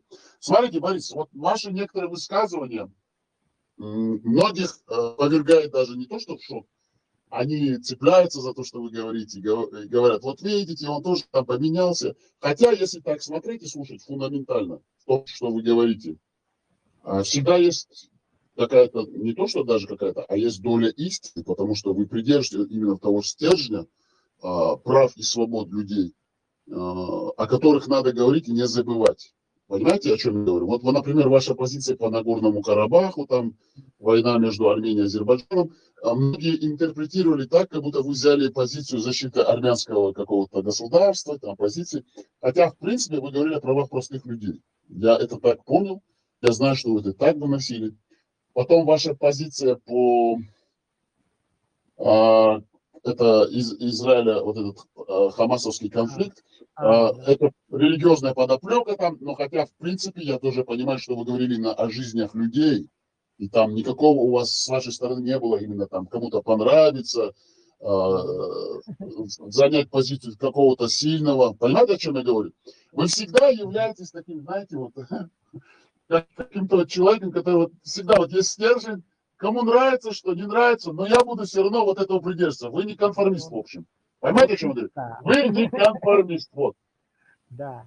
Я очень польщен тем, как вы тщательно отслеживали мою позицию по разным вопросам. Аудитория у меня не такая большая, так сказать. Это приятно, что кто-то так внимательно следит, читает. Понимаете, Борис, дело даже не в том, чтобы следить или читать вас, а дело в том, что вы показываете своим жизненным путем и примером. А читаем и следим мы за вами потому, что мы сравниваем, что говорят разные люди в разные времена. Они могут говорить одно, потом делать другое, потом говорить другое, третье, десятое, пятое, и думать совсем о другом. Но тогда как у вас всегда четко прослеживается вот эта вот четкая жизненная позиция. Есть права человека, есть личные свободы, Да. есть универсальные права человека. Это во всех, но именно во всем, о чем вы говорите, это у вас четко, фундаментально прослеживается. Понимаете, о чем я говорю, Борис? Я Понимаю, да. знаю, что вы понимаете, да. Если что добавить, Да, можете сказать. Да, я этого всегда держался, свободы и прав человека. У Елены Георгиевны Боннер, по-моему, там где-то формулировка такая была, еще в те времена. Идеология защиты прав человека. Вот я примерно этого и придерживаюсь. Вот. Не государство и не религии, и не каких-то таких вот вещей, а именно прав личности, вот, который имеет право жить не так, как навязывает государство или кто-то еще, а жить по своим собственным правилам. Противостоять Кстати, системе. да. Кстати, Борис, вы сказали, там не подстраиваться под людей или под какие-то религии. А вообще, как вы относитесь? Вообще, какие у вас отношения с религией? Вот, вообще, вы человек Никаких. верующий, неверующий. Что вы об этом всем думаете? Я атеист. И никаким религиям я никогда не принадлежал и не собираюсь принадлежать. Что? Ответ, конечно, короткий, ясный, четкий. Но с каких пор вы осознали, вот именно с какого возраста, что вот вы не верите ни во что, в принципе? Да всегда осознаю, сколько себя помню, со школьных лет еще. Всегда. Я, понимаете, я сам ни к каким религиям не отношусь. В то же время я выступаю за, так сказать, свободу совести, за то, чтобы люди могли придерживаться тех религий, каких они хотят, чтобы это право у них было, чтобы никто не пытался его отобрать. Вот. Поэтому некоторые меня там упрекали, что в каких-то нелогичных поступках и высказываниях, вот именно в таком духе, что я сам не принадлежа ни к каким религиям, в то же время кого-то защищаю, кого-то там по религиозным признакам. Вот. На самом деле нет, я придерживаюсь чисто вот принципа свободы совести. Да. Совершенно верно. Я могу это подтвердить, да. У вас есть четкая Помню, последовательность. один известный деятель, помню, меня там заочно упрекал, что Стамахин поддерживает везде, во всем мире поддерживает всех мусульман, кроме Израиля. Это исключение. В Израиле он поддерживает Израиль. На самом деле, это глупость, потому что я, если кого-то поддерживаю, то не по религиозным признакам, абсолютно. А совсем по другим критериям. Да, то есть вот так это преломляется в чьих-то головах. Вот так вот люди это видят, бывает совершенно не с того боку и не так, как оно на самом деле есть. Совершенно верно. Во всех ваших высказываниях, выступлениях, публикациях мы видим, четко прослеживается именно как эта последовательность, именно принципиальная, фундаментальная последовательность. Вы не меняетесь от одного события к другому, и вы четко объясняете, почему вы такой позиции именно придерживаетесь, а не так, как вот захотелось мне быть анархистом, я и анархист по жизни, вот все. Или я там праворадикал, потому что мне это так нравится. У вас все четко, фундаментально описано, это мы понимаем тоже. Смотрите, Борис, если что добавить, вы можете сказать вам слово. Да, в общем-то, уже все ясно. Мы уже, по-моему, эту тему хорошо обсудили. Так, Да. конкретно. Смотрите, тогда знаете, о чем я хотел бы вас спросить? Да, говорите. Да. Вот вы согласны с тем, что все-таки все, ну, не то, что согласны, а вообще, в общем, как бы, можете высказать свою точку зрения, что религия, в принципе, является орудием, инструментом воздействия в руках тех, кто может этим заниматься? Да, разумеется. А религия из давних пор известна как средство манипулирования массами. Совершенно очевидно. В Да. интересах власти или в интересах религиозной власти или светской власти по-разному бывало. Но, в принципе, да, это прекрасный инструмент манипулирования людьми. Массами. Да, нельзя с вами не согласиться. Смотрите, Борис Стамахин, вот сейчас Российская Федерация, так называемая, ну, это российское теоретическое образование, но Российская Федерация по международному праву, вошла в фазу противостояния, сама того не подозревая, но она как бы думала, что Запад не ответит, но Запад все-таки в какой-то мере ответил на эту агрессию. Как вы думаете, вот по вашему мнению, ну, вы всегда говорите, это мое сугубо личное мнение, исходя из того, что я знаю, напоминает ли сейчас вот это вот противостояние вот именно России в Украине и через посредством Украины именно Запад, который вынужден просто защищаться, с тем противостоянием, которое было, ну, по вашему мнению, конечно же, субъективному, с тем противостоянием, которое было у Советского Союза с Западом? Ну, в какой-то мере, да. В какой-то мере, конечно, напоминает. Наконец-то после спячки, после долгого вот этого блаженства и благодушия, Запад проснулся, что-то постепенно начал, так сказать, шевелиться, что-то такое пытаться делать против агрессии Москвы. И вот, вот как бы, ну, только с началом полномасштабной агрессии, потому что все, что было до этого, они проглотили благополучно. Наконец-то, да, наконец-то пошло хотя бы какое-то противодействие, но оно совершенно недостаточное. Оно, знаете, на мой взгляд, оно и тогда было недостаточно.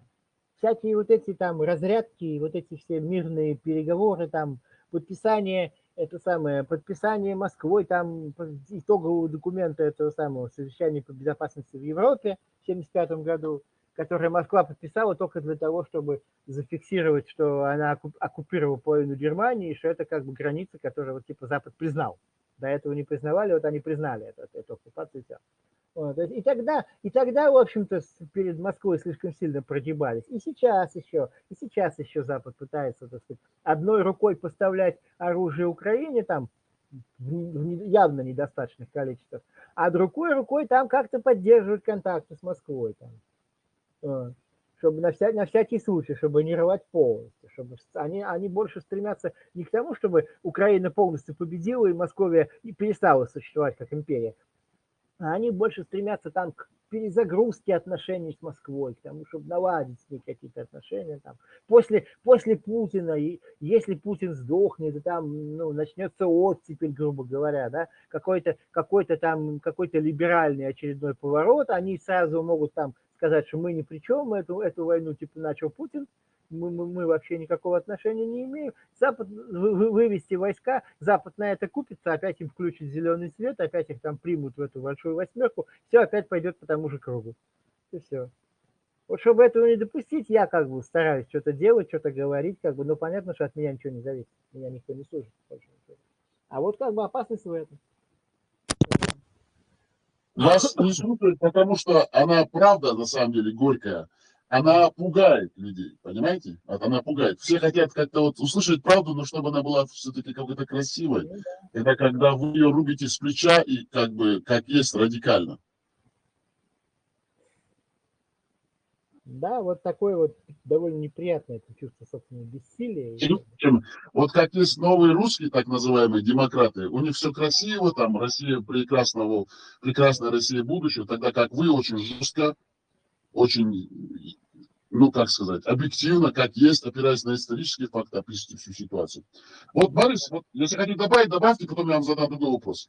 Ну, а что добавить? Я помню, я как-то где-то летом, что ли, такой пост написал в Фейсбуке на эту тему, что, значит, хорошим русским, так называемым, вот этому лагерю, как бы, я вообще больше враждебен, они меня всегда ненавидели, потому что я всегда выступал против империи. Они выступают за сохранение империи, без Путина, какой-то демократической очередной там.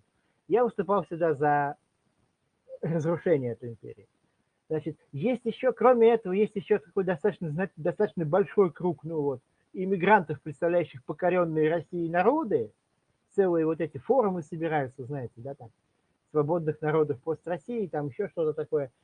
Им я тоже, в общем-то, особо ни к чему, потому что я никакой народ не представляю, и никакой регион, никого, кроме только самого себя. Я как бы не при делах.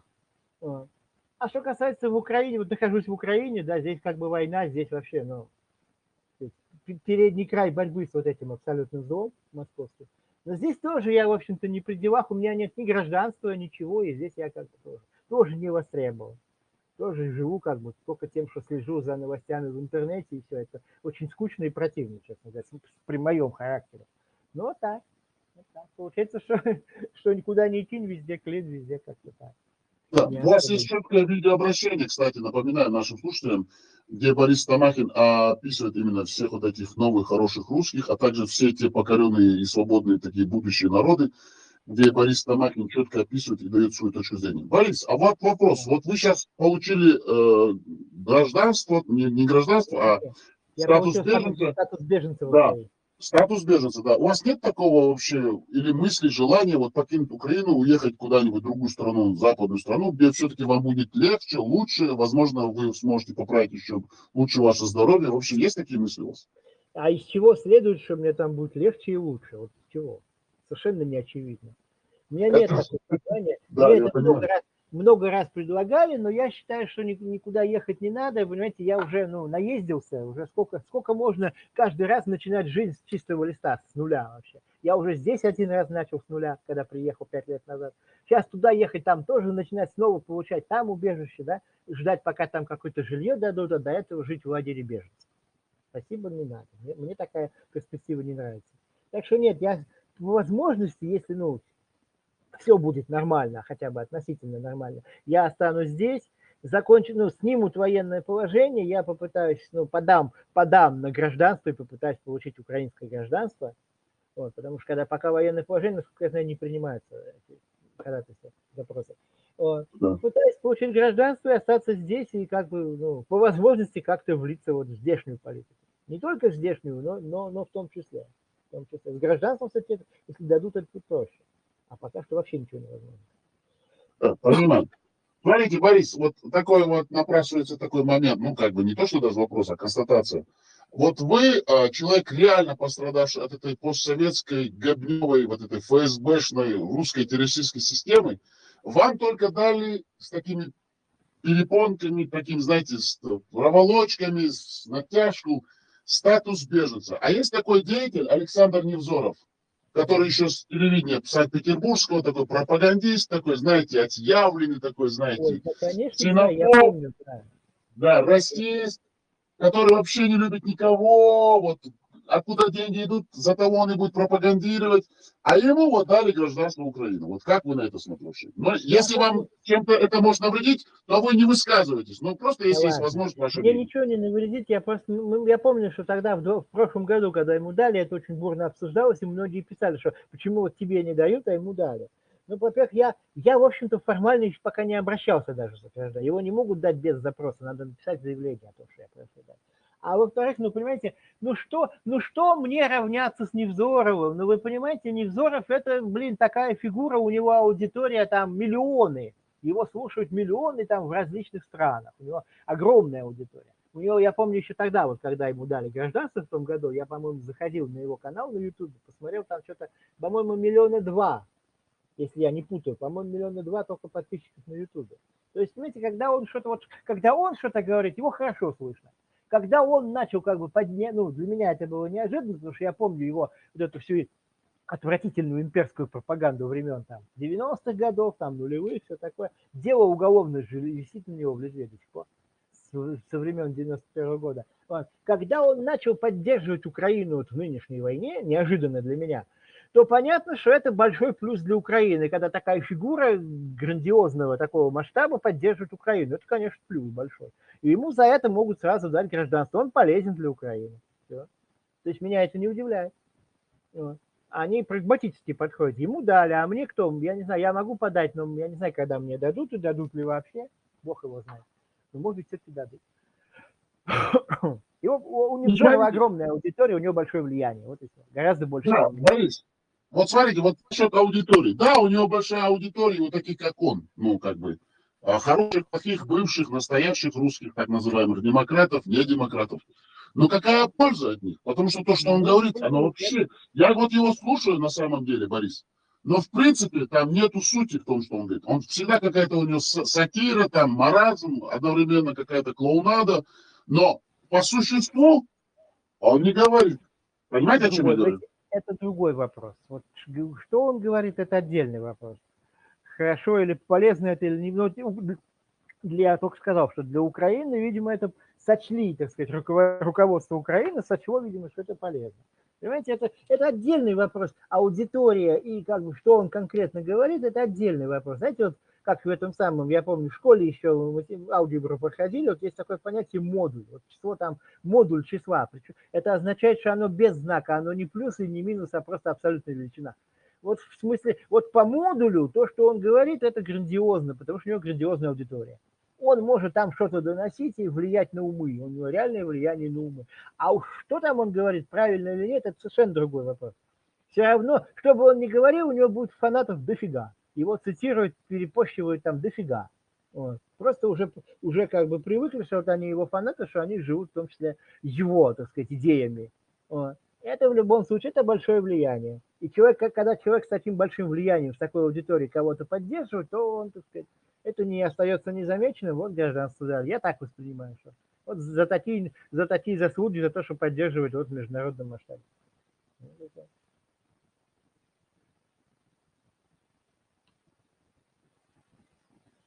Алло. Алло. Что там со связью? Борис, вы слышите нас? Да, слышу, Да. да, слышу. Мы уже больше часа с вами говорим, плавно приближается к концу нашего прямого эфира, и как бы такие вопросы вам зададим сейчас. Да, хотел сказать, с вами трудно не согласиться. В принципе, вы правы. А насчет Невзора и всей вот этой вот комарильи.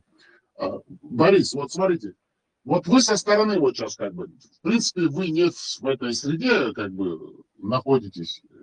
Но вот со стороны, вот как вы видите вообще чеченское общество вот для вас, вот что оно представляет, вот ваше, только максимально откровенно, пожалуйста, чтобы наши слушатели могли... Вы имеете в Да, виду какое чеченское общество, которое в вообще любой, эмиграции? как, да, вообще без разницы, как вы представляете вот эту массу людей, которые вот что-то когда-то боролись за свободу, потом первая русско-чеченская, вторая русско-чеченская, действующая сейчас так называемая оккупационная власть, которая нам насадила Россию. Вообще, вот вы как человек, Борис Стамахин, вот вы видите всю эту массу, и как вы ее вот видите, вот, просто если есть возможность, просто максимально откровенно. Ну, если вы имеете в виду, что происходит в самой Чечне, я, во-первых, там не был никогда и живьем это все не видел, но по тому, что доходит, по той информации, что там, конечно, ну, чудовищный совершенно режим там навязан народу.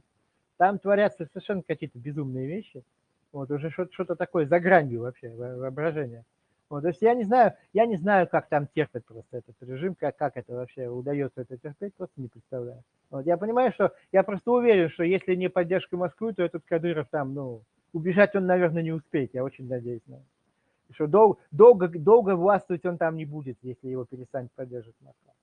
Вот, это как бы, ну, правильно будет, и я, так сказать, от души желаю, чтобы с ним это, чтобы он не успел убежать, чтобы с ним там народ разобрался так, как должно, как он заслужил. Вот. А что касается чеченского общества в эмиграции, ну вот общество в основном в эмиграции, потому что там в Чечне какое общество, там все задавлено. Вот. А в эмиграции, да, я как бы с чеченцами, с различными я общаюсь так периодически. Вот. Они хорошо, что они поддерживают как бы эту идею независимости, что они это все как бы, ну, не бросили, что называется, что все этим живут так или иначе. Вот. Плохо другое, плохо, что вот есть какие-то такие дрязги и раздоры, какая-то такая взаимная грязня. К сожалению, очень хреново, что все свелось к вот этому. Может быть, не все, но в значительной степени вот сейчас появились вот эти вещи. Уже даже не сейчас, а как я первый раз освободился, уже это все было. Вот. Различные группировки, различные направления там, борются активно между собой. Что, конечно, ну, неприятно и расстраивает, когда на это смотришь. Вот. Так что как-то вот так. Я очень надеюсь, что, сказать, Чечня будет деоккупирована, что это все закончится, то, что там творится, что все виновные будут наказаны сурово. Но пока что вот так. Пока что не видно даже там особого признания независимости. Верховная Рада Украины уже признала Чечню оккупированной территорией, но формально независимым государством так и не признала. Я помню, как радовались, когда была информация, что там постановление Верховной Рады есть как бы насчет Чечни. Но оно не вполне такое, как хотелось бы. Окончательного признания независимости там, по-моему, нет, насколько я понимаю. Надо, ну, что делать? Бороться. Вот война в Украине, это как бы, ну, ключ ко всему, потому что если Украина победит, то все остальное будет происходить уже, так сказать. Не то, что автоматически, но близко к тому. Все остальные колонии так или иначе будут освобождены, и режим этот будет ликвидирован, и империя это рухнет.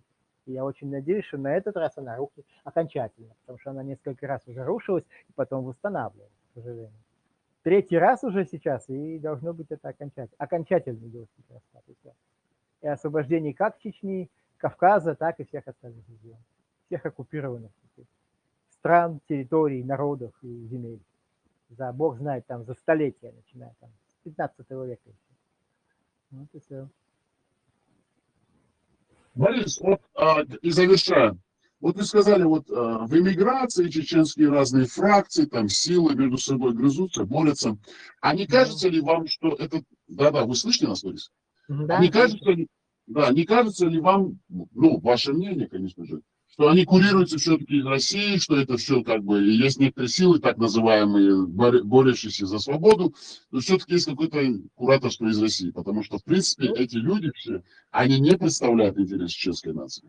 Вот вам ну, слово. понимаете, в чем дело? Я, во-первых, не настолько глубоко посвящен в дела вот в эту борьбу и в эти фракции, чтобы знать хорошо, досконально. И потом, понимаете, ну, чтобы бросаться такими обвинениями, все-таки нужны доказательства. Надо фундаментально что-то такое предъявить, что-то, а не просто... Если это просто такие, ну, умозрительные какие-то построения и наблюдения, что они курируются, понимаете, про меня ведь тоже неоднократно говорили, что а вот ты, если бы тебя ФСБ не завербовало, ты бы из тюрьмы живым не вышел. Понимаете? И что я должен на это отвечать? Доказывать, что я чудом каким-то уцелел, меня никто не завербовал? Понимаете? Так же точно и в других случаях. Надо иметь железобетонные доказательства, чтобы что-то такое говорить. Поэтому я, не имея таких железобетонных доказательств, никого обвинять публично не хочу. Понимаете? Я не хочу на себя вот это брать. Вот. Так же, как и по поводу меня говорят, так же я не хочу по поводу других говорить, не имея возможности это подкрепить. Вот и все. Да, понятно. Не, в принципе, вы правы, да. Борис, вот мы как бы то, что хотели, мы вам задали наши вопросы, мы дали вам рассказать, мы дали более-менее людям понять, с кем они имели дело. Я надеюсь, вы тоже смогли как бы высказаться. Если у вас есть что-нибудь добавить, затронуть тему, которая вас интересует, пожалуйста, вот вам сейчас слово. Ну а что тут можно добавить? Я, в общем-то, все уже сказал. Вот. Я всегда выступал категорически против империи. Иногда, когда мне предоставляют слово, я произношу свое традиционное пожелание, что по Москве надо нанести превентивный ядерный удар. Вот и все. Вот. И заканчиваю лозунгом «Смерть России». Вот и все. Вот. Я понимаю, что этого никто не сделает, что это невозможно, но сказать, реальным и желательным сказать, рецептом являлось бы именно вот это. Все остальное не помогает. Обычно это вырезают из всяких интервью. Я помню, было уже несколько раз там. Вырезали. Это не ставилось в интервью. Да-да, мы понимаем, что вы говорите эти фразы, мы много раз это слышали. Мы вырезать ничего не будем, Борис, мы не будем вырезать ничего, мы выложим это. На вас я, конечно, надеюсь, что вы не будете.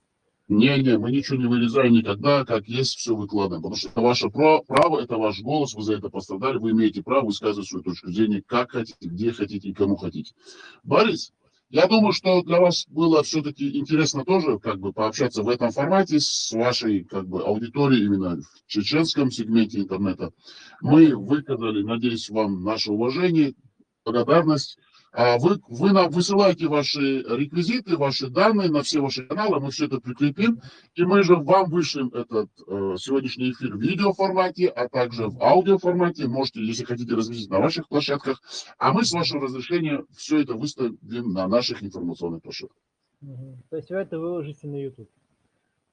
Верно, вне всякого сомнения. Хорошо, огромное спасибо за приглашение, за возможность поговорить, действительно высказаться. Это очень, очень здорово. Это просто прекрасно. Надеюсь, это не последняя наша с вами встреча, и мы, если будут какие-то события, мы сможем с вами побеседовать, а также, возможно, побеседовать на любые другие темы. Да, я с удовольствием. Да. Вам слово, завершайте, и как бы мы завершим наш эфир. Смерть России. Борис, вам снова и снова. Я хотел бы, чтобы вы просто слышали это. Я вас уже как-то благодарю в нашей частной беседе. Еще раз, во всеуслышание, чтобы все слышали. Лично я от своего имени, я считал долгом чести для себя, чтобы вам сказать слова благодарности, я это уже сделал. Еще раз сейчас в этом прямом эфире, который мы заархивируем, и он останется в информационных площадках, выразить вам огромную благодарность, высказать вам глубокое уважение за то, что вы такой есть, правдоруб, честный человек со стержнем, выразить вам как бы не то, что без сожаления, чувство вот, что, разделить с вами вот этот вот тяжелый труд, жизненный путь, который вы разделили, чтобы вы понимали, что вы, даже если вы не с кем-то, что люди помнят о вас и думают. И это будет придавать все-таки силу и тепло, и надежду вот человеку, который вот испытывает все эти трудности. Не забывайте никогда, Борис, что люди о вас помнят, знают и всегда ценят ваши именно такие подвиги. Даже если вы сами думаете, что это не подвиг, на самом деле это и есть настоящий подвиг. Огромное вам спасибо, Борис, за то, что вы есть, и за то, что вы делали, а также за то, что вы будете делать. Спасибо за теплые слова, я очень тронут. Я очень тронут, я не стою таких похвал, на самом деле. Вам огромное спасибо. Вы очень скромный человек, и когда мой первый вопрос, который я вам задал, вы показали, что вы очень скромный. Но мы знаем, что мы все-таки должны до вас это довести, чтобы вы это знали, именно чувствовать и знать. Если, знаете, такая есть вещь среди людей. Если ты не говоришь человеку, когда он жив при его жизни, о том, что его любят, ценят, и что понимать, что он делает, то после его смерти вспоминать о том, что он делал, что он хороший человек, ты этим ему ничем не поможешь. Тогда как ты ему придаешь силы, и вот эта вот жизненная энергия, понимаете, вот человек, он думает, что он один, что все забыты. Да, ему сказать, вот, просто сказать, вот, даже не знаю кто, откуда, но голос, ему говорят, Борис, или, не знаю, любое другое имя, мы знаем, мы помним, мы прекрасно понимаем, какая у вас была ситуация, что с вами происходит. Да, к сожалению, возможно, мы не можем ничем помочь, но главное, вот эта вот поддержка моральная, она очень многого стоит. И мы это прекрасно осознаем и понимаем. Огромное вам еще раз и еще раз спасибо. Вы всегда у нас самый ценный, долгожданный гость. Спасибо большое. На этом мы завершаем наш прямой эфир. Мы вам все это выложим. Огромное спасибо нашим слушателям. Как вы видели, мы дали возможность высказаться нашему гостю Борису Стамахину. У нас сегодня был в гостях Борис Стамахин, человек с очень нелегкой, тяжелой, трудной судьбой. Хотя сам он это не выбирал, он к этому абсолютно не стремился. Так сложились жизненные обстоятельства, поэтому мы дали ему возможность высказаться и выразить нашу благодарность в его адрес. На этом мы заканчиваем наш прямой эфир. Весь этот эфир прямой без никаких изменений в формате, в таком, какой есть, будет выложен на нашей информационной площадке. Огромное спасибо всем нашим слушателям, нашим подписчикам, также всем нашим спонсорам, людям, которые нас поддерживают именно с технической стороны, нашим техническим модераторам. Прощаясь с нашей чеченоговорящей аудиторией, мы говорим им «Марш аль адикер», в переводе на русский «Живите свободными, приходите свободными». Адикер шу марш аль, адикер масыры.